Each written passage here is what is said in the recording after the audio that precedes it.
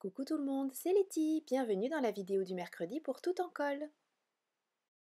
Aujourd'hui, je vous propose la réalisation d'un mini-album avec la box du mois de février et le kit Mes Jolies Découpes.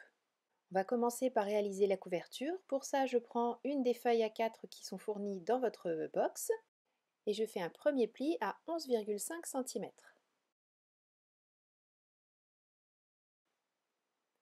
Puis le prochain à 13 cm.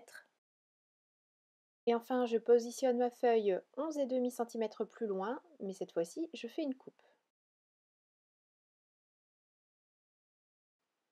Voilà, la couverture de l'album est maintenant prête. Pour les pages, je vais découper 6 rectangles de 10,5 par 14,85. Dans une des chutes, je découpe des petites bandes de 10,5 de longueur. Et pour la largeur, on le fera tout à l'heure à la main puisque je ne vais pas couper, je ne vais pas faire une coupe nette, je vais déchirer mes bords de page de manière à créer des petites pattes de collage un peu différentes de ce qu'on fait d'habitude.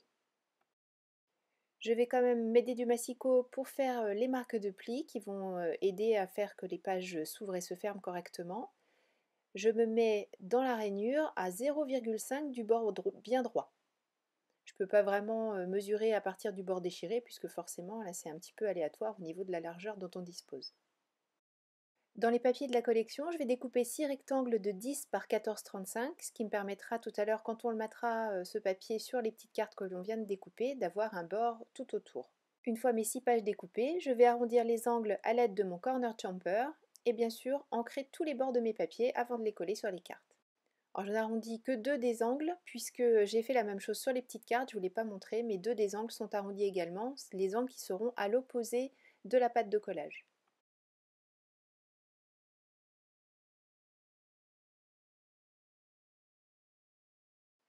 Quand mes 6 feuilles sont prêtes, je peux les coller sur les cartes. Je fais bien sûr attention au sens de lecture de mon papier, mais ça avant même de les coller, puisque déjà quand on arrondit les angles, il faut prendre garde à ce que tout soit dans le bon sens de lecture. Et notamment ici, puisque j'ai utilisé la page avec le petit vélo, ce serait dommage que le vélo se retrouve à l'envers. Par contre, là où j'aurais dû faire attention aussi, c'est à couper la page dans l'autre sens pour que le vélo soit entier sur cette page, puisque là, quand je vais mettre la petite patte de collage, on va perdre une partie de ce vélo. Je peux maintenant installer les pattes de collage. Pour ça, je mets de la colle uniquement sur la partie qui ne sera pas collée sur l'album pour le moment, c'est-à-dire la partie déchirée. Et je fais coïncider le pli de la patte de collage avec le bord droit de ma page.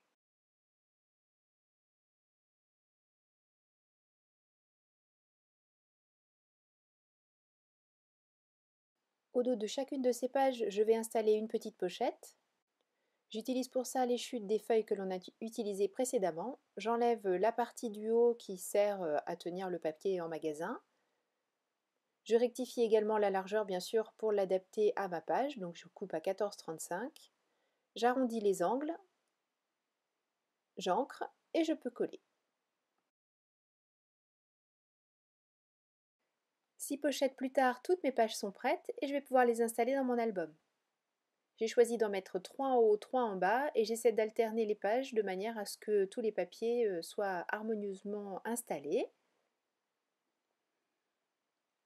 Je vais mettre de la colle sur la petite patte de collage qui fait 0,5 de large. Je me place bien par rapport au bord de mon album. Je commence par mettre en place la page qui sera sur le dessus comme vous le voyez ici. Et ensuite, je vais mettre la page qui sera la plus à gauche et seulement une fois que j'aurai mis ces 2 pages en place et qu'elles seront parfaitement alignées, je pourrai rajouter celle qui ira au milieu. De manière à laisser le temps à la colle de sécher, je fais d'abord en haut, en bas et ainsi de suite jusqu'à avoir collé mes 6 pages.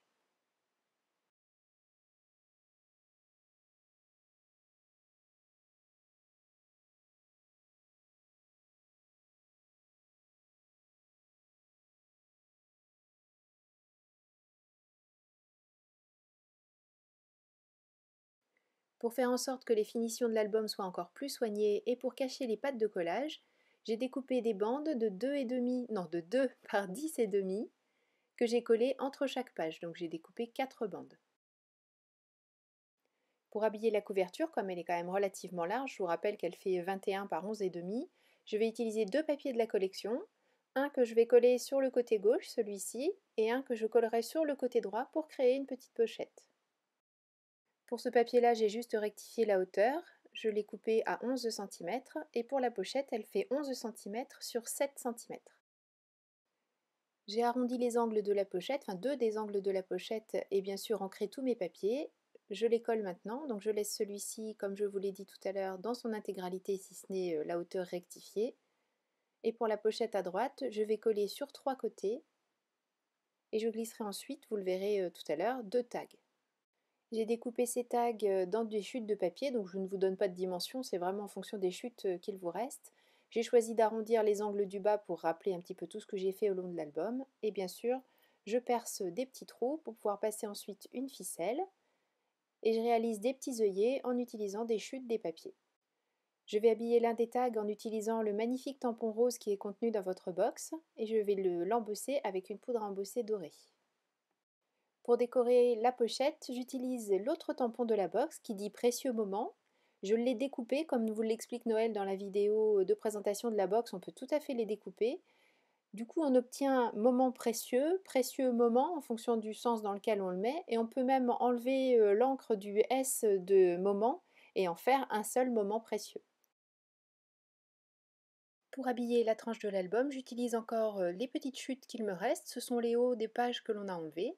Et pour rester dans le thème des pages déchirées, enfin des petites pattes de collage déchirées que l'on a fait à l'intérieur, je vais déchirer des morceaux de ces différents papiers et les coller les uns par-dessus les autres pour habiller toute la tranche. Bien sûr, avant de coller quoi que ce soit, j'utilise la même encre que tout à l'heure.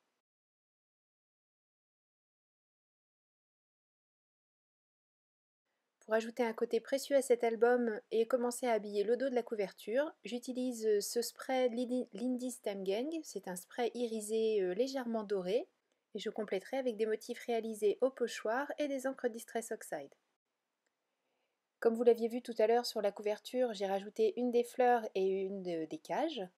Pour le dos, j'ai utilisé ces deux Distress, la Antique Linen et la Chipped Sapphire, et réparti les motifs du pochoir au dos de cette couverture.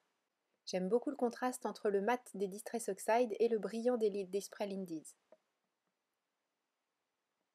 À l'intérieur, on retrouve nos 6 pages, avec cet effet déchiré des pattes de collage. Et puis ici, je vous montre un peu en détail les petits caches dont je vous parlais tout à l'heure, là, les fameuses bandes de 2 par 10 et demi.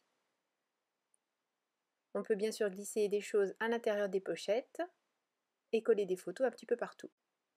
J'aime bien ce système de lecture dans des sens opposés en haut et en bas, et puis ce format un petit peu livre, on peut en créer plusieurs, les mettre côte à côte sur une étagère sans problème et pourtant ranger des tas de photos à l'intérieur. J'aime bien ce genre de format pour mettre les souvenirs d'une journée particulière par exemple. Je vous rappelle que vous pouvez trouver tous les liens de ce que j'ai utilisé dans la vidéo en barre d'informations. Merci beaucoup d'avoir suivi cette vidéo. Je vous donne rendez-vous très bientôt pour une nouvelle vidéo pour Tout en colle. D'ici là, prenez bien soin de vous, créez et partagez. Gros bisous, bye bye.